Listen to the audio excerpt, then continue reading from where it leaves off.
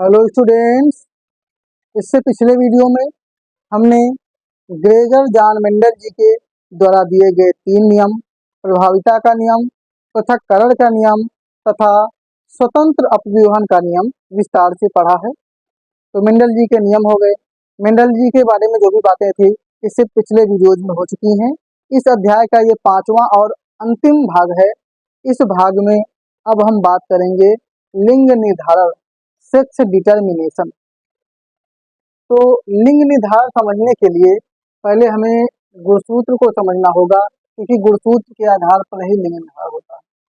जैसा कि गुणसूत्र में पहले भी बता चुके हैं कि जो गुणसूत्र होते हैं वो न्यूक्लिक अम्ल और प्रोटीन से मिलकर बने होते हैं। जैसे क्रोमोसोम कहते हैं गुणसूत्रों को, तो न्यूक्लिक अम्ल में डीएनए आरएनए होते हैं और प्रोटीन होते हैं, इनसे गुणसूत्र बने होते हैं। तो हमें यहाँ पे मतलब है गुणसूत्रों के प्रकार से। तो एक होता है कायिक या दैहिक गुणसूत्र, यानी सोमैटिक क्रोमोसोम। कायिक या दैहिक गुणसूत्र, कायिक गुणसूत्र वे गुणसूत्र होते हैं जो शरीर का निर्धारण करते हैं। दूसरे होते हैं लिंग गुणसूत्र, सेक्स क्रोमोसोम, जो लिंग का निर्धारण करते हैं।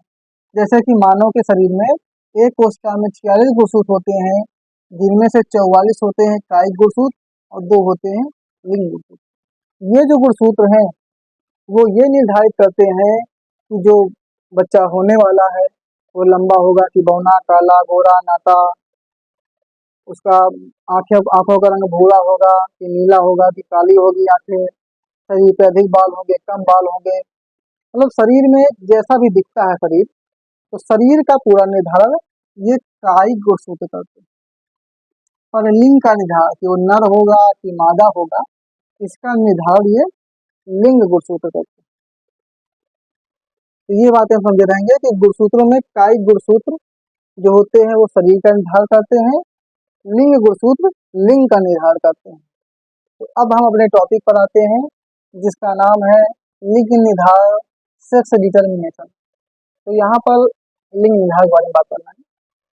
तो जो लिंग का निर्धारण, सेक्स डिटर्मिनेशन है, ये 2 प्रकार से होता है। लिंग निर्धारण पर समझते क्या होता है?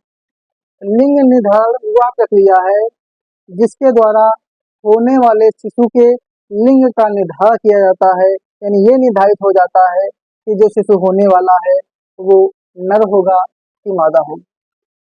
तो लिंग निर्धारण एक होता है आनुवंशिक,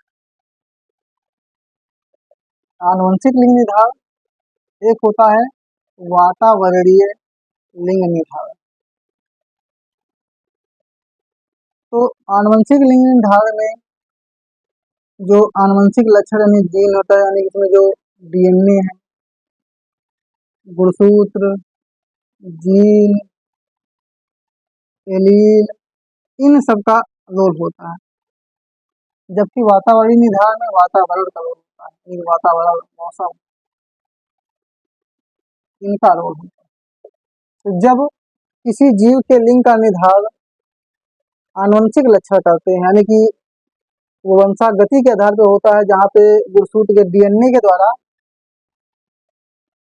लिंग का निर्धारण होता है, वो आनुवंशिक लिंग निर्धारण कहलाता है। लेकिन जहाँ पे वातावरणीय परिस्थितियों के आधार पर लिंग का निर्धारण हो, वो वातावरणीय लिंग निर्धारण कहलाता है। जैसे आनुवंशिक में उदाहरण हमारे मनुष्य ही है, एग्जाम्पल, हमको मनुष्य की भी हमारे सिलेबस में है, तो मनुष्य में लिंग निर्धारण यही पढ़ना है।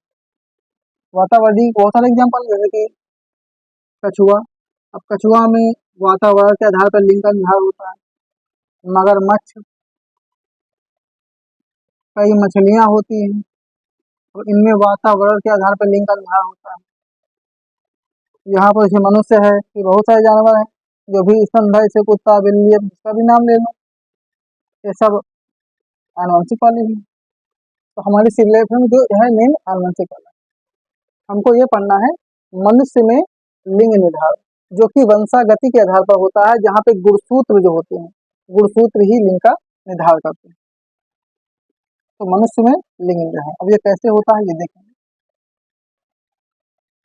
मानव में या मनुष्य में लिंग निर्धारण, सेक्स डिटर्मिनेशन इन ह्यूमन, इस टॉपिक को देख लेते हैं। मानव में लिंग निर्धारण। अब मानव में जो लिंग निर्धारण है, इसमें जैसे कि यहाँ पे नर है यानी पुरुष है, पुरुष लिखते हैं पुरुष, और यहाँ पे एक तरफ है स्त्री। अब इनके बीच में जनन होना है, और पुरुष का जो गुणसूत्र होता है वो क्या है, देखिए जो होते हैं 46 गुणसूत्र, 46 में से 22 44 जो होते हैं वो होते हैं कायिक गुणसूत्र, तो उनको अलग लिखते हैं। प्लस अब बात करते हैं लिंग गुणसूत्र।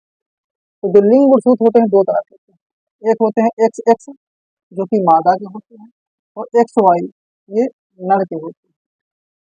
तो इन्हीं के आधार पे लिंग का निर्धारण होता है। तो 44 तो वैसे भी रहने हैं, तो 44 प्लस अगर पुरुष है तो एक्स और वाई, स्त्री है तो 44 प्लस एक्स एक्स। अब इनके बीच में क्रॉस होना है, तो सबसे पहले अलग करेंगे यानी युग्म का जनन होगा। तो 44 में 22 अलग हुआ तो 22 प्लस एक मिला क्या एक्स, दूसरे में फिर 22, अब बचा क्या वाई, तो 22 प्लस वाई। यहाँ पर देखेंगे तो दोनों एक्स है, तो 22 प्लस एक्स,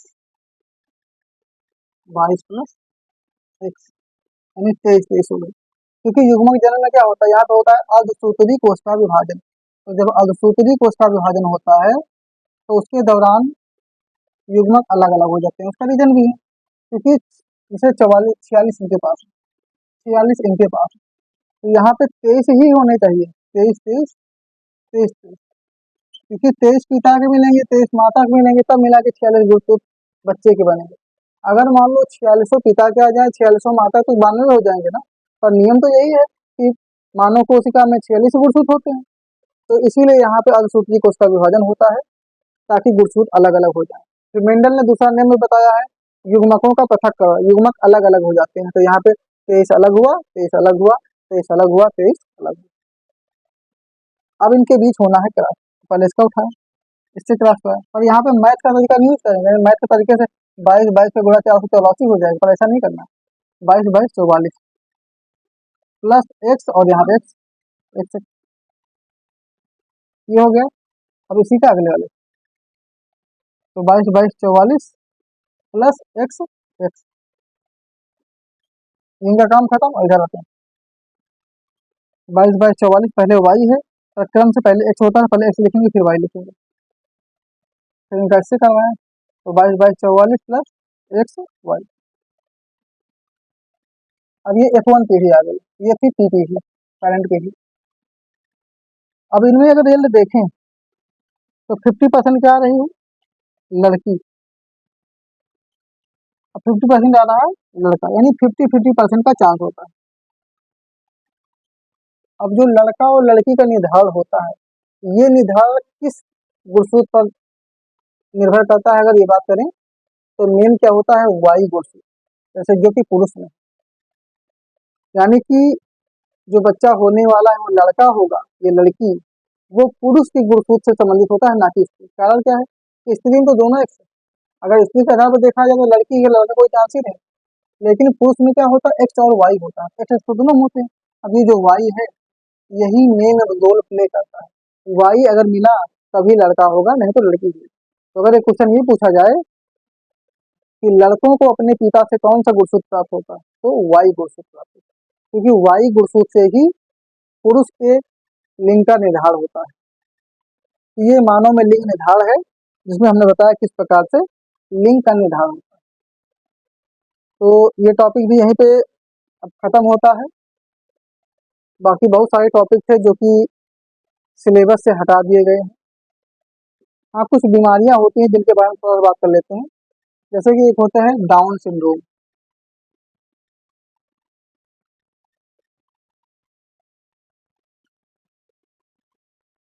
अब ये जो डाउन सिंड्रोम होता है, तो जैसे हमने बताया कि 46 गुणसूत्र होते हैं, 46 में 44 होते हैं, ये जो 44 है वो कायिक गुणसूत्र हैं। अब इन 44 गुणसूत्रों में जोड़े हो गए 22। अब इन 22 में से कभी कभी ऐसा होता है कि एक गुणसूत्र प्लस हो जाता है, जैसे कि 44 है, 44 प्लस, अब लड़की है तो एक्स वाई है, लड़का है तो एक्स एक्स है, लेकिन यहाँ पे 24 मतलब है, उसी 46 मतलब 46। अब इन 46 में अगर एक गुणसूत्र एक्स्ट्रा हो जाए तो उसको कहते हैं डाउन सिंड्रोम। ये ऐसी बीमारी होती है जिसमें एक कायिक गुणसूत्र बढ़ जाता है, लिंग नहीं कायिक गुणसूत्र।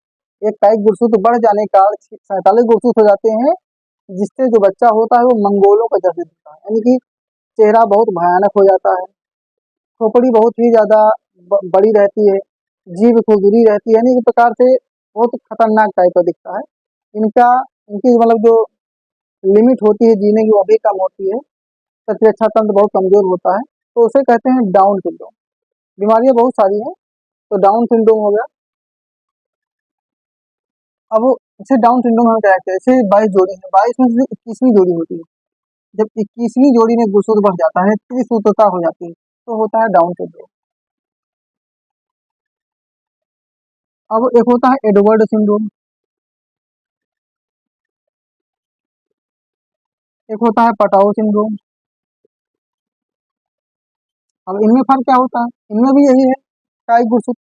तो कायिक गुणसूत्र में जब 18वीं जोड़ी में प्लस हो जाता है तो एडवर्ड सिंड्रोम, जब 13वीं जोड़ी में प्लस हो जाता है तो पटाओ सिंड्रोम। तो ये सब जो बीमारियां हैं ये कायिक गुणसूत्र पर निर्धारित होती हैं, पर उन्हीं में से कुछ बीमारियां लिंग गुणसूत्र पर भी आधारित होती हैं। ये तो हो गई कायिक वाली, कायिक गुणसूत्र, यानी कायिक गुणसूत्र में एक गुणसूत्र प्लस हो जाए तो डाउन सिंड्रोम, मतलब कि डाउन सिंड्रोम, एडवर्ड सिंड्रोम, पटाओ होता है, और जो होते हैं ट्विस्ट ड्यूचेट सिंड्रोम, यानी कई बीमारियां होती हैं। हाँ। अब हम बात करते हैं लिंग गुणसूत्र पर आधारित, जैसा कि यहाँ मिटा देते हैं निकलते हैं। अब लिंग गुणसूत्र पर आधारित दो बीमारियां हैं, एक है क्लीनेफेल्टर सिंड्रोम,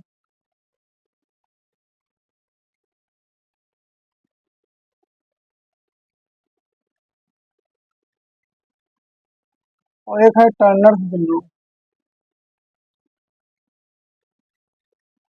ये दोनों के दोनों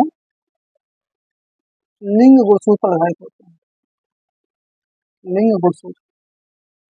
तो क्लीनेफेल्टर सिंड्रोम जो होता है पुरुषों में होता है, टर्नर सिंड्रोम स्त्रियों में होता है। इनमें होता क्या है, यहाँ पे लिंग गुणसूत्र नहीं, जैसे कि अब पुरुषों में क्या होता है एक्स वाई, अब एक्स वाई में एक एक्स एक्स्ट्रा हो जाए, यानी क्या लिखेंगे एक्स एक्स वाई, तो हो तो गए 47 की बात हुई, 44 तो है ही। अब यहाँ पे क्या था कि कायिक में एक बढ़ा 47, यानी यहाँ भी 47 हो रहा है, इसमें भी 47 गुणसूत्र, इसमें भी 47 हो रहा है, इसमें भी 47 हो रहा है, और यहाँ पे जो बढ़ोतरी हो रही थी वो कायिक गुणसूत्र में हो रही है, अब लिंग गुणसूत्र में बढ़ोतरी हुई। यानी कि क्लीनेफेल्टर सिंड्रोम क्या है, एक ऐसी बीमारी जो पुरुषों में होती है जिसमें उनके लिंग गुणसूत्र में एक एक्स गुणसूत्र अधिक हो जाता है। अब एक्स क्या होता है, एक्स जो गुणसूत्र होता है वो स्त्रियों का गुणसूत्र है। अब एक्स बढ़ने से पुरुषों में स्त्रियों के लक्षण हो जाते हैं, यानी वो हिजड़ों जैसे दिखने लगते हैं।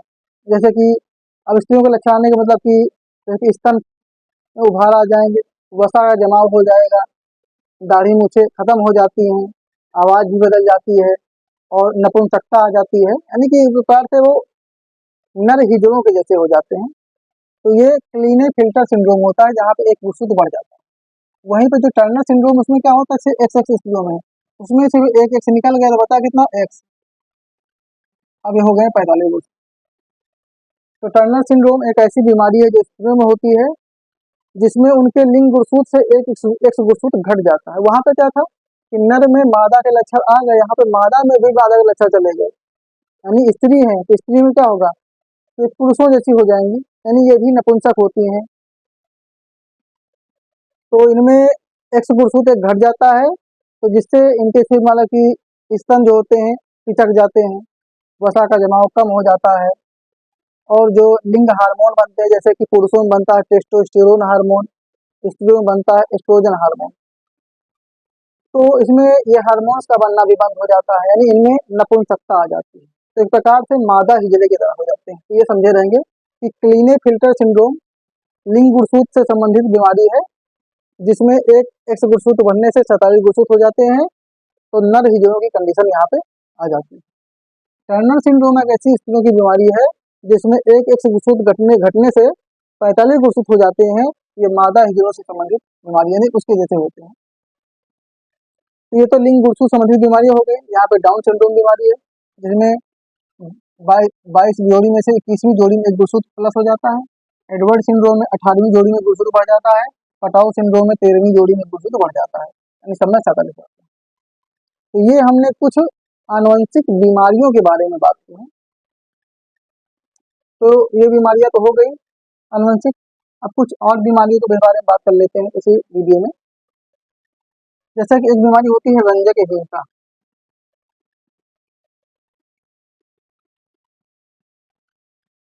जिसे कहते हैं लाल हरा अंधापन।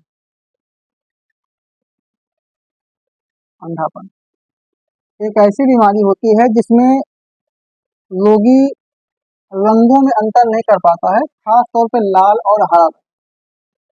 तो जिस रंग के कारण इसको समझ में नहीं आता कौन सा रंग है, तो ऐसे रोगी को मतलब ऐसे रोगी जो ड्राइवर नहीं बन सकते हैं और ट्रेन के गार्ड नहीं बन सकते हैं, पेंटर नहीं बन सकते, मतलब जहाँ भी रंगों की जरूरत पड़ती है वहाँ पर ऐसा नहीं पड़ता। तो ये भी एक आनुवंशिक बीमारी है जिसे रंजकहीनता बोलते हैं, जहाँ पे रंगों को पहचानने में बहुत ही असुविधा होती है।